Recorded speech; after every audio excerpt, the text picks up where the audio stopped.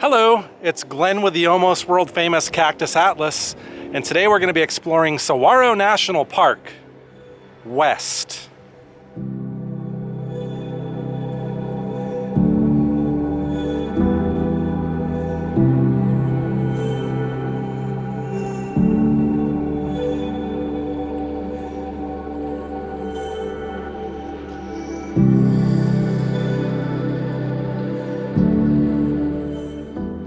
I'm on the Signal Hill Trail on my way to find some petroglyphs. I think a couple hundred, if I remembered correctly. This is my first visit at Saguaro National Park West, or Saguaro National Park at all for that matter. And right behind me is Signal Hill. I believe that's where we're gonna find all the petroglyphs at the top of that. So let's keep going here. These stairs very likely were made by the Civilian Conservation Corps in the 1930s, a group that we always like to mention on this channel for all the work they did here in the Southwest.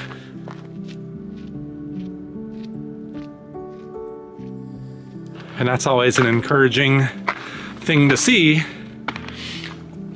Although I suspect, being as freezing as it is, I don't think we're gonna see any rattlesnakes, but you never know. And of course, today on our journey, the main actor today, what the park is named after, are these beautiful saguaro cacti. And for those of you that don't live in Arizona, that have never been here, I'm imagining this is a pretty exotic sight for you. I can't believe in my almost 20 years living in Arizona, I have never visited Saguaro National Park.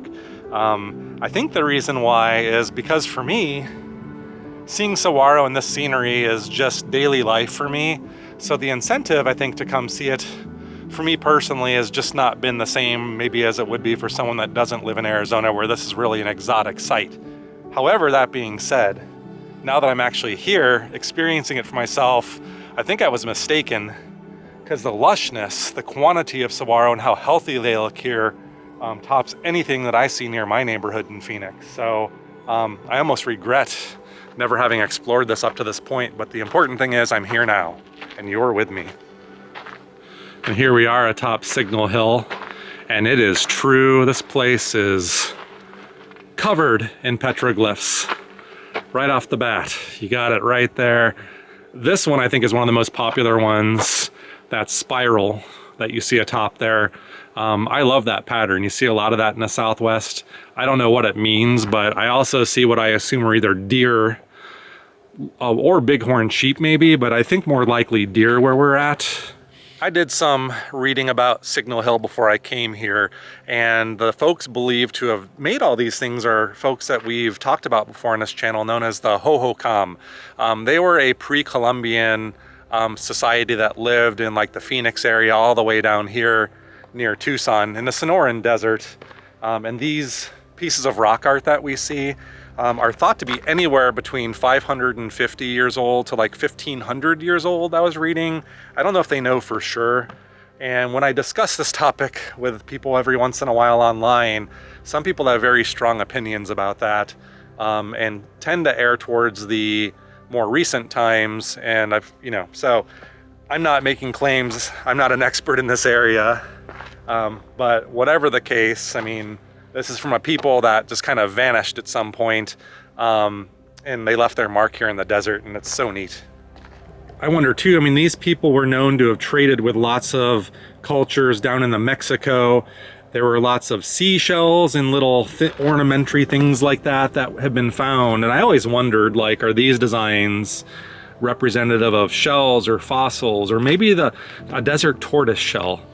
What do you guys think these things mean? I know a lot of you out there have seen our videos, you've seen other people's videos, you've probably encountered this thing. I mean, this isn't unique to Arizona, this is a global phenomenon.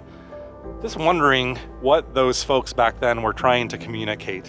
And I think that's really the thing, is I don't know if anybody can truly know. I've done a little bit of reading on these things, and I've heard interpretations of what different things mean. I've heard that sometimes symbols might represent like a clan name, some think. Maybe some are marking animals that inhabit the area, marking good hunting territory, I've heard.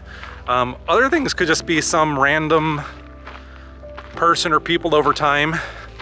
Maybe they were bored and they just liked drawing squiggly designs in the rock. Some things just maybe personal etchings that really only had meaning to the person that created them. However, that being said, the interesting thing to me is the more I travel the Southwest and I come to sites like this, there's a lot of commonalities between the types of symbols you see. For example, that swirly, spirally design, I've seen that at almost most sites that I've been at. So you'd think with all these commonalities between different sites, there would be some kind of more universal meaning behind some of these things. Now we're starting to get that early morning illumination kissing the tops of the mountains here. Now, I'm not sure if those are part of it, but I believe the mountains here are just known as the Tucson Mountains. This is the Western District of Saguaro National Park. The park is split in two, for those of you that don't know that. There's another section away from here. We'd have to get back on the highway and drive for a while to get to it, which we're not doing today. We're exploring the west side. But boy, this is amazing and beautiful.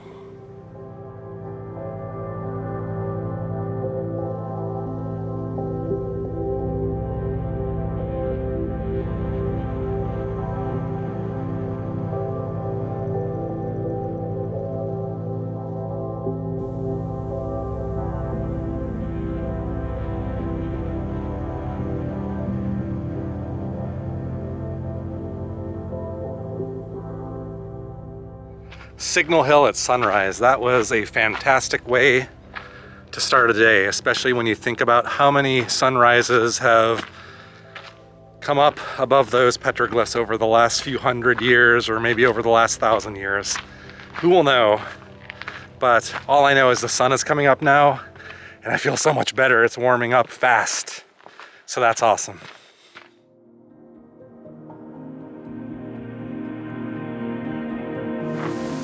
I now found myself at the Valley Overlook Trail, a really short hike up to like an overlook, but now we're really starting to see the denseness and the healthiness of these saguaro. These are enormous, some of the healthiest saguaro I've seen in a long time. They thrive out here.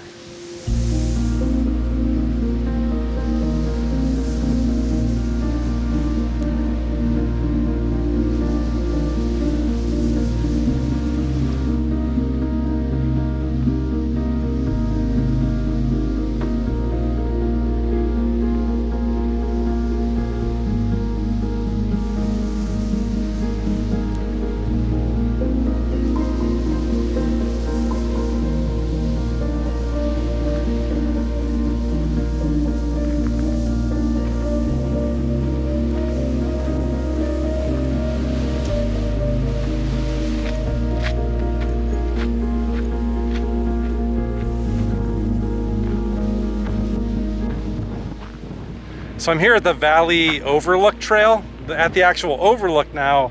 You just see a sea of saguaro. I'm gonna guess tens of thousands. So if you ever wanted to see what it's like to look down on a sea of saguaro, this is the place to do that.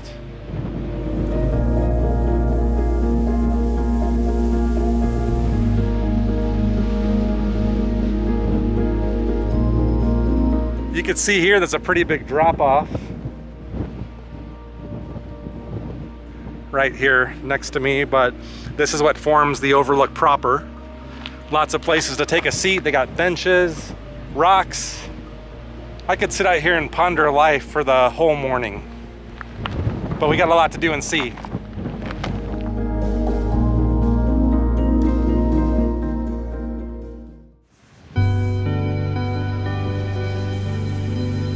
Now, when I go to visit a national park or state park, I always like to try to seek out their discovery trails. They're usually small, paved loops, very accessible, but that's where you're really gonna learn about a lot of the flora and fauna in the area that you're at. And I like to know a little bit about that before I really get deep into the exploration. So I figure this is a good place to start. It's always interesting to think too, you're gonna see a lot of shorter saguaro without arms.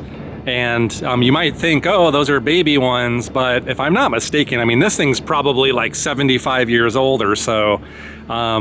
And I forget at what age they start growing their arms. Hopefully we'll find some signage that tells that, but these are really long living and durable cacti. And if you look really close, you can see they're covered in spines. And yeah, you don't want to mess with that. I wouldn't want to accidentally bump up against that, that's for sure. I don't think you would either. Now, if you can get your fingers in between there to touch the skin, ow! Ow, see, that's why you don't do that. That burns really bad. This little thing in my finger, I wasn't intending on that, but I guess the tips of those spines break off, so let that be a lesson to you.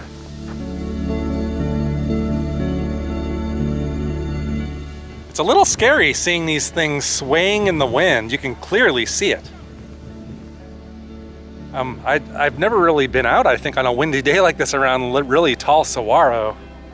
And the other weird thing is I've seen their root systems. It's amazing how something this large and heavy, something that could crush a car, can stand upright like that. It always boggles my mind, and to see it swaying like that, it's kind of scary, I must say.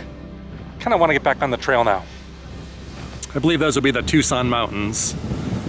And you get a nice view of a lot of saguaro from over here. Most of the signs I've encountered today is more about the wildlife. I'd say almost every sign except for the first one has been about like the birds that inhabit the trees. You've got woodpeckers, and you'll oftentimes see holes, especially in neighborhoods. You'll see them pecked up with holes from the birds that live in them. And quail, we've got lots of quail in my yard at home. Snakes, luckily I've never seen one of these in our yard, but I have seen a roadrunner.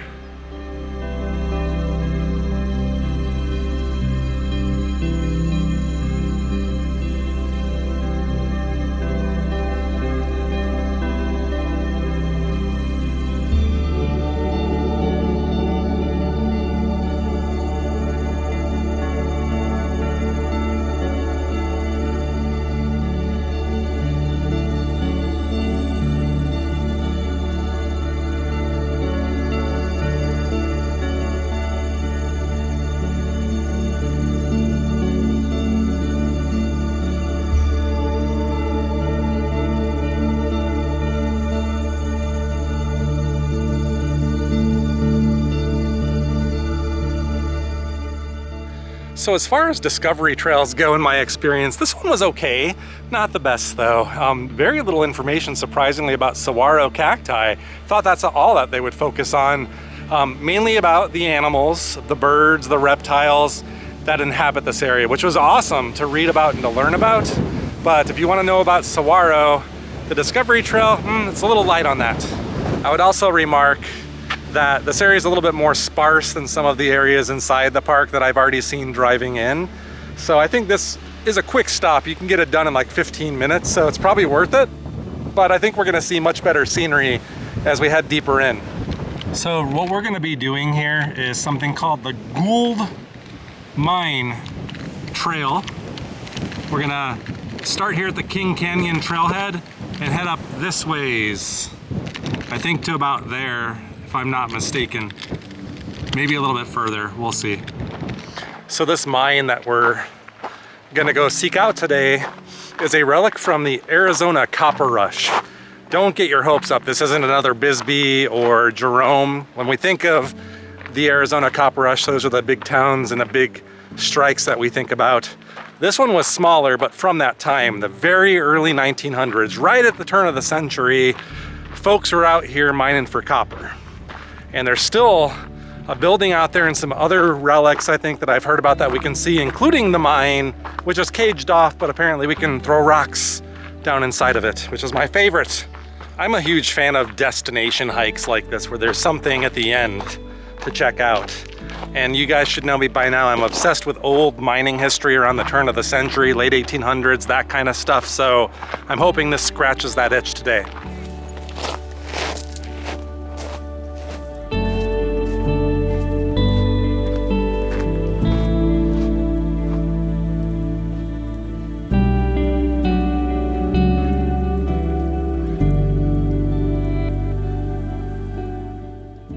And you really couldn't ask for a better day for hiking.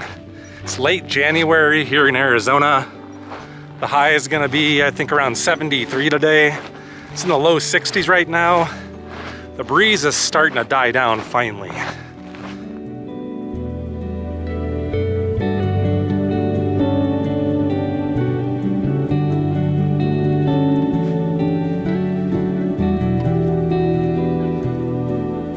This is a site I have not really paid much attention to if I've seen it before, but I don't recall. Just look at how these guys are just planted right on these rocks. I know the roots are obviously getting into the dirt, but that is so weird. I'm gonna guess the root system goes back into the rocks because I don't think it's gonna go clear through the rocks, but I assume these are young saguaro, like 2 of them. But then you got this big one right there too. What do you know about that?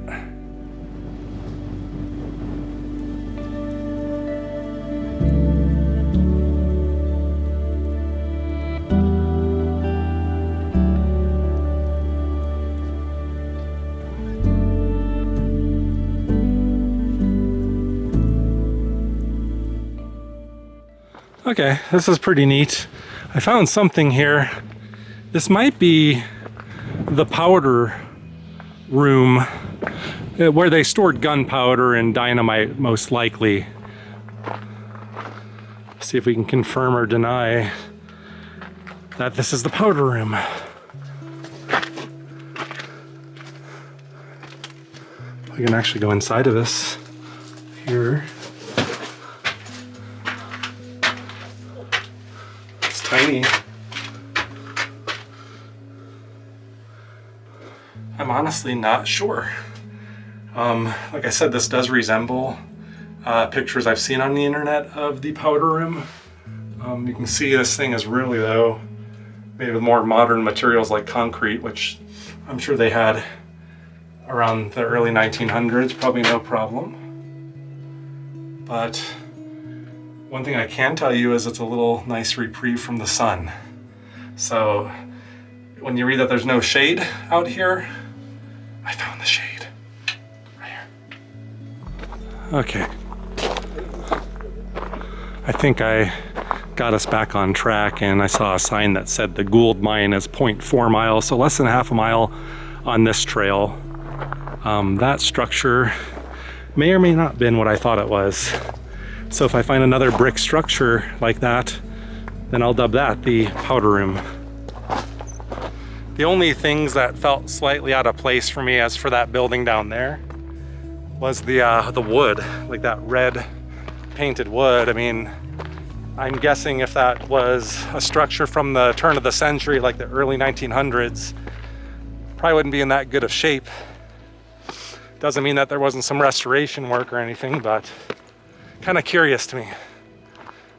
It almost makes me wonder if it's a civilian conservation corps building from the 1930s. But I don't know what they would have built out here. Just some random little structure like that. It's kind of weird.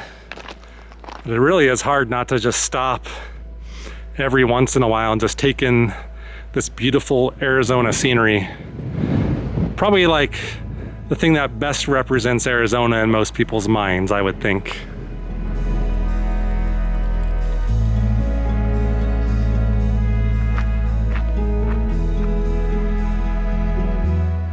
Ah, there's the mine. See that big pile of gray and red rock? That's tailings or waste rock from the actual mine, the material they discarded. And you could actually see that from Kinney Road, coming down from that way, driving up to the trailhead. You could see that off in the distance. So technically, you can see the mine from the main road. Okay, so I'm gonna guess this is that powder room, because I was looking for a stone structure. I told you I'd seen pictures of a stone structure, and this would be more likely, or maybe both were for the same purpose or something, or maybe one was a cabin. Who knows? But it's so cool to see the remnants of something that's over 100 years old now.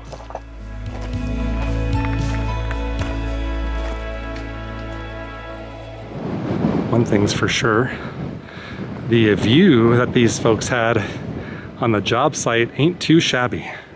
Okay, so I admit this is no Tonopah Historic Mining Park or Bodie or many of the other really cool ghost towns that we frequent on this channel. However, I still think this is of interest because it does come from that time frame, like the turn of the century, the early 1900s, a period of time in history that I'm very interested in, having visited Bisbee, Jerome, towns that at the same time would have been having their big booms. So I'm standing on that really gigantic pile and you could see the trail down below. I think we're gonna have to return that way if I'm not mistaken, and that's the loop. So it's gonna be all downhill at least. And of course, where there's a waste pile of waste rocks, there's gotta be a mine somewhere close by, right? Ah, there is, right behind me, right there.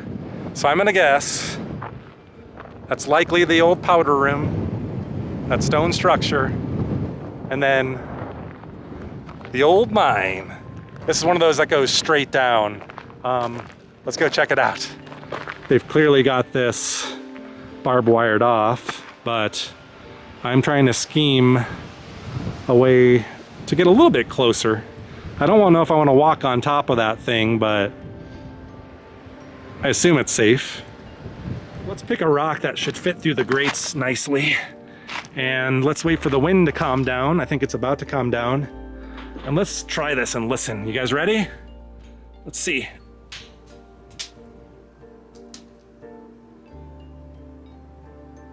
Whoa. Okay, I can tell that's gonna be a fool's errand trying to pick up the sound on that with the breeze. As well as I dropped a rock in there. I could hear with my own ears, it wasn't that distinct. It was more of a thud. You couldn't really hear it like hitting rocks. So I don't know if there's a lot of dirt down there, but I heard it like bounce twice and then silence, so I'm guessing it went further down. Because 325 feet, I don't think that's any joke. It's always crazy too when you see these things, just thinking about working on something like this, it's just frightening to me. I also read that they think they didn't get all the copper out of here and that this may be a pretty rich area. But unfortunately, I guess for those that would want to mine the copper, I think some operation at some point wanted to buy this land. I don't remember when, probably a long time ago. I don't know if they were wanting to do strip mining or whatever, but thankfully this became a national park, so now this is protected and they can't do that. So we're seeing history here, over 100-year-old history today. But if this wasn't here, if this park didn't exist, this could have just been some really ugly, gruesome scar in the landscape. All right, the Gould Mine, which was really a copper mine, not a gold mine, but it was named the Gould Mine. That was awesome. So I know it's no, like I said, no Bodie, no grandiose ghost town, but still these things always impress me, especially the remote nature and how they did it and all of that stuff. Really got to admire that. All right, there you have it, Saguaro National Park West.